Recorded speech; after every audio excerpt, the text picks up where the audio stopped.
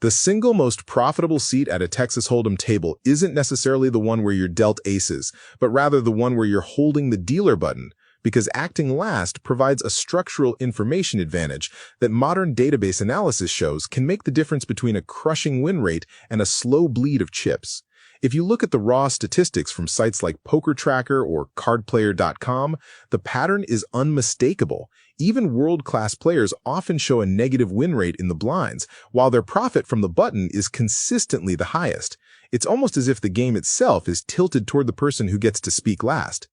That's exactly right. In game theory terms, poker is a game of imperfect information. You don't know your opponent's cards, and they don't know yours. But when you're acting last, or playing in position as we call it, you suddenly have access to the most valuable data point available in any given round, your opponent's actions.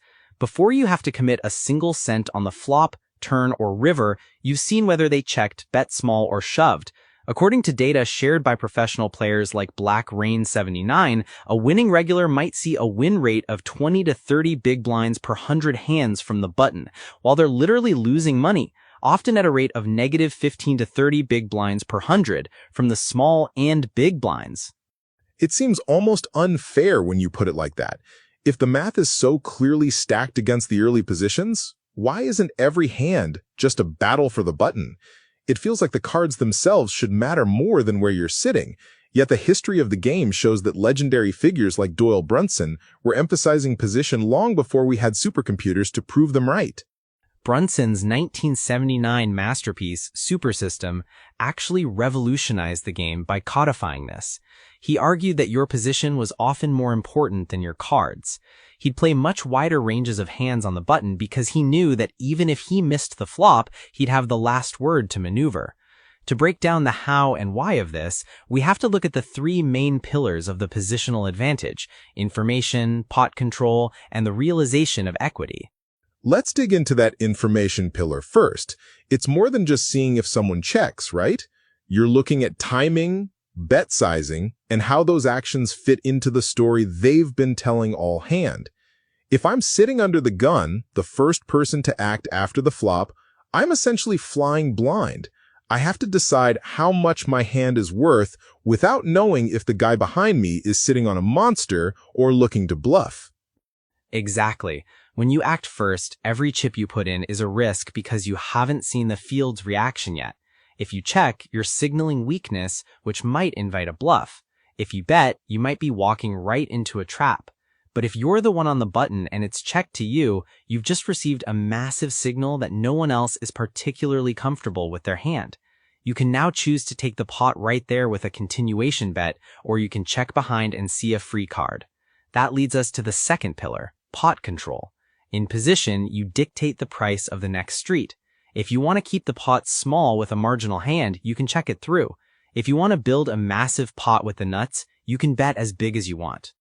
That control seems vital because it minimizes those awkward spots where you're forced to guess. But what about equity realization? That sounds like one of those modern technical terms that solvers love, but I suspect it's just a fancy way of saying acting last helps you actually win the pots you're supposed to win. That's a good way to frame it. Realizing equity means actually reaching the showdown and winning the portion of the pot that the math says your hand deserves. If you have a flush draw, the math says you'll hit it about 19% of the time on the next card. Out of position, your opponent might bet so large that you're priced out and you have to fold, realizing 0% of your equity. But in position, if they check to you, you can check back, see that next card for free, and realize your full equity without spending another chip. Information is the fuel that makes the math work. I can see how that would inflate the win rate over thousands of hands. But let's play devil's advocate for a second. If position is king, couldn't a smart opponent just start check-raising more often when they're out of position? If I know you're going to use your button to bully me every time I check, I can just check my strong hands and wait for you to walk into the buzzsaw. Doesn't that neutralize the advantage? It's a classic counter strategy, and it's why modern game theory optimal or GTO play is so obsessed with balance. Solvers like GTO Wizard or Deep Solver show that an out-of-position player must have a check-raising range to protect their checking range. If they only check when they're weak, they're exploitable. But here's the catch. Even if the out-of-position player plays a perfectly balanced GTO strategy, the person in position still has a higher expected value. The math of acting last is so powerful that even against a perfect opponent, you still win more.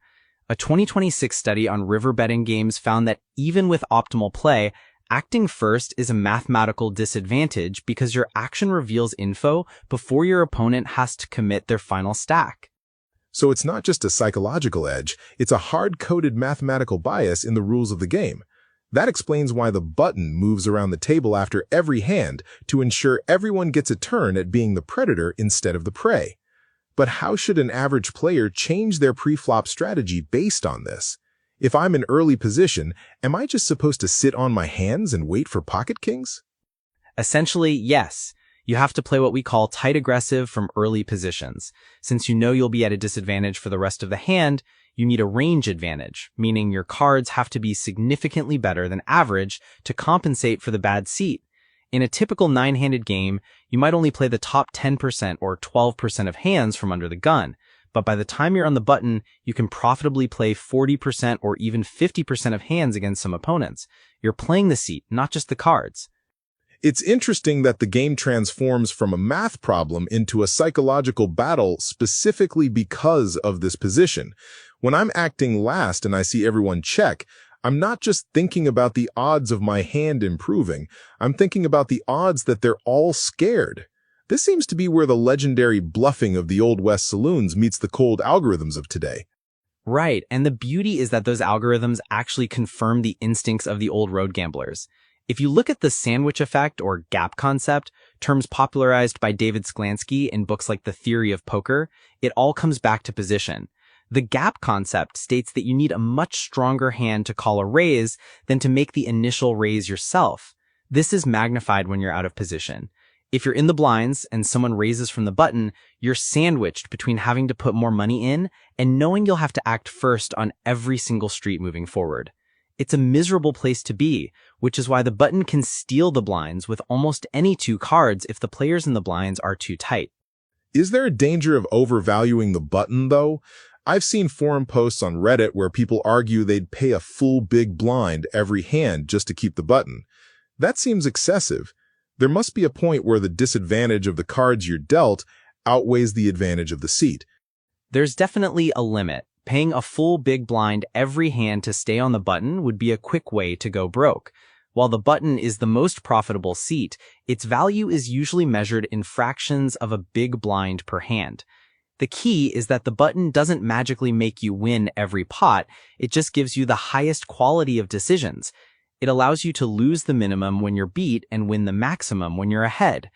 If you're holding 7-2 offsuit, the button isn't going to save you against a raise from a solid player in early position. You still need to respect the ranges. I suppose that's where the nuanced perspectives come in. In heads-up play, for instance, the dynamic shifts again. The button is also the small blind, so you're putting in money and getting the advantage of acting last. It's the ultimate power position. But in a full-ring game, you have to worry about the cutoff, the seat just to the right of the button, who might try to steal your thunder by raising before the action even gets to you. The cutoff is essentially the second button. If the button folds, the cutoff becomes the last person to act. This is why aggressive players will battle for position pre-flop. You'll see professional players 3-betting or re-raising from the button, not necessarily because they have a great hand, but because they want to force everyone else out and get the pot heads up, in position against a single opponent. If they can isolate the raiser and have the button, they've won the strategic battle before the flop even hits the table. It's a fascinating hierarchy. It's not just about the cards you were dealt, it's about the geometry of the table. Every time that dealer button slides to the left, the entire power structure of the table rotates. The person who was the king last hand is now the peasant in the small blind, forced to act first and pay for the privilege. And that rotation is the heart of the game's fairness. Without it, the person who happened to sit in the lucky seat would just drain the table. But because it moves, poker becomes a test of who can maximize their predator phase on the button and minimize their prey phase in the blinds. If you can learn to play wide and aggressive when you have the advantage, and tight and disciplined when you don't, you're already ahead of 90% of recreational players who play the same way regardless of their seat. So the big takeaway here is that information is the most expensive commodity at the table, and the button is the only place where you get it for free. You're leveraging the actions of others to refine your own math. It turns the game from a gamble into a series of informed investments. Precisely. It's about reducing uncertainty. Every check or bet from your opponent is a piece of a puzzle. When you're in position, you get to see all the pieces before you have to place yours. That structural advantage is why, in the long run, the best position will always trump the best cards. It's the bedrock of professional strategy. It really reframes the way you look at a hand. Next time I'm on the button, I'll be thinking a lot less about my whole cards and a lot more about the fact that I'm the only person at the table who gets to see the whole story before I decide how it ends. If you found this breakdown of positional power useful, share it with a friend who's looking to level up their game.